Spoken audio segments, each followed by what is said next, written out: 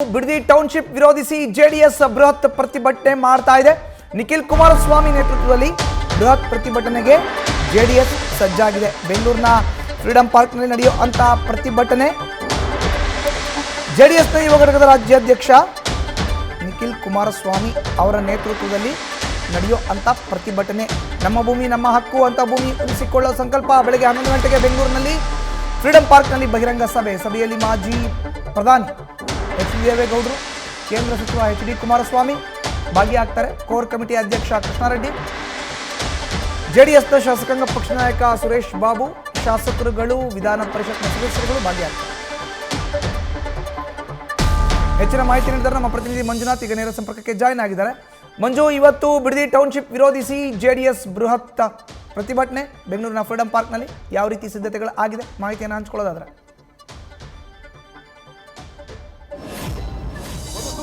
Bidadi township ವಿರೋಧಿಸಿ ಇವತ್ತು JDS ಒಂದು ಬೃಹತ್ ಬಹಿರಂಗ ಸಭೆಯನ್ನು ಆಯೋಜಿಸಿರುವಂತದ್ದು. ಬೆಳಗ್ಗೆ 11 ಗಂಟೆಗೆ ಬೆಂಗಳೂರಿನ ಫ್ರೀಡಂ ಪಾರ್ಕ್ನಲ್ಲಿ ಈ ಒಂದು ಬಹಿರಂಗ ಸಭೆ ಆರಂಭ ಆಗುತ್ತೆ. ಇದರಲ್ಲಿ ಪ್ರಮುಖವಾಗಿ ಈಗಾಗಲೇ ನಿಖಿಲ್ ಕುಮಾರಸ್ವಾಮಿ ನೇತೃತ್ವದಲ್ಲಿ ಈ ಒಂದು ಪ್ರತಿಭಟನೆಗೆ ಒಂದು ತೀರ್ಮಾನವನ್ನು ತೆಗೆದುಕೊಳ್ಳಲಾಗಿದೆ. ಜೊತೆಗೆ ಬೇಕಾದಂತಹ ಸಿದ್ಧತೆಗಳನ್ನು ಕೂಡ ಜೆಡಿಎಸ್ ಮಾಡಿಕೊಂಡಿರುವಂತದ್ದು. ಯಾಕಂದ್ರೆ ಬಿಡದಿ ಟೌನ್ಶಿಪ್ ಸುಮಾರು 7,500 ಎಕರೆ ವ್ಯಾಪ್ತಿಯಲ್ಲಿ ಮಾಡ್ತಾ ಇದ್ದಾರೆ.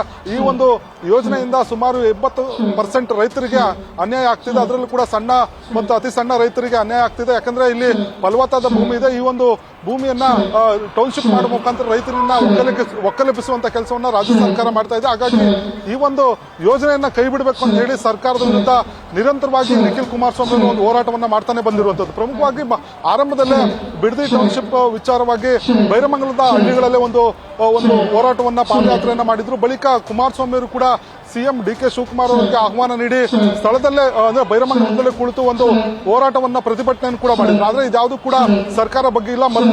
ಇದನ್ನ ಮುಂದುವರಿಸ್ತಾ ಒಂದು ಅಧಿಸೂಚನೆ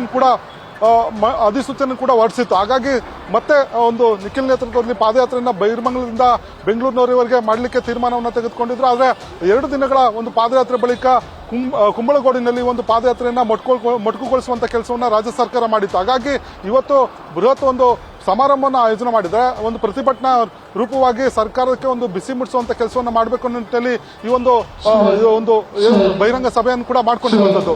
ಇವತ್ತು 11 ಗಂಟೆಗೆ ಆರಂಭ ಆಗುತ್ತೆ. ಈ ಒಂದು ಬಹಿರಂಗ ಸಭೆಯಲ್ಲಿ ಮಾಜಿ ಪ್ರಧಾನಿ ಎಚ್ ಡಿ ದೇವೇಗೌಡರು, ಕೇಂದ್ರ ಸಚಿವರಾಗಿರುವಂತಹ ಕುಮಾರಸ್ವಾಮಿ ಅವರು, ಜೊತೆಗೆ ಜೆಡಿಎಸ್ ಶಾಸಕರು, ಮಾಜಿ ಶಾಸಕರಾಗಿರುವುದು, ಜೊತೆಗೆ ವಿಧಾನ ಪರಿಷತ್ ಸದಸ್ಯರು ಕೂಡ ಭಾಗಿಯಾಗ್ತಾರೆ. ಸುಮಾರು 10,000ಕ್ಕೂ ಹೆಚ್ಚು ಜನ ಕಾರ್ಯಕರ್ತರು, ಮುಖಂಡರು ಕೂಡ ಭಾಗಿಯಾಗಿ, ಜೊತೆಗೆ ಬೈರಮಂಗಲದ ಸುತ್ತಮುತ್ತಲಿನ ಹಳ್ಳಿಗಳ ರೈತರು ಕೂಡ ಈ ಒಂದು ಪ್ರತಿಭಟನೆಯಲ್ಲಿ ಭಾಗಿಯಾಗುವ ಮುಖಾಂತರ ಸರ್ಕಾರದ ವಿರುದ್ಧ ಒಂದು ಆಕ್ರೋಶವನ್ನ ಹೊರಹಾಕೋದಕ್ಕೆ ತೀರ್ಮಾನವನ್ನ ತೆಗೆದುಕೊಂಡಿರುವಂತದ್ದು. ಪ್ರಮುಖವಾಗಿ ಈಗಾಗಲೇ ಕುಮಾರಸ್ವಾಮಿ ಅವರು ಸಿಎಂ ಆಗಿದ್ದಾಗ ಈ ಯೋಜನೆ ಆರಂಭ ಮಾಡಿದ್ರು. ನಂತರ ಕಾಂಗ್ರೆಸ್ ನಾಯಕರು ವಿರೋಧ ವ್ಯಕ್ತಪಡಿಸಿದ ಹಿನ್ನೆಲೆಯಲ್ಲಿ ಈ ಒಂದು ಯೋಜನೆಯನ್ನ ಕೈ ಬಿಡಲಾಗಿತ್ತು. ಆದ್ರೆ ಕಾಂಗ್ರೆಸ್ ಸರ್ಕಾರ ಡಿ.ಕೆ. ಶಿವಕುಮಾರ್ ಅವರು ಸಿಎಂ ಆದ ಬಳಿಕ ಯೋಜನೆಗೆ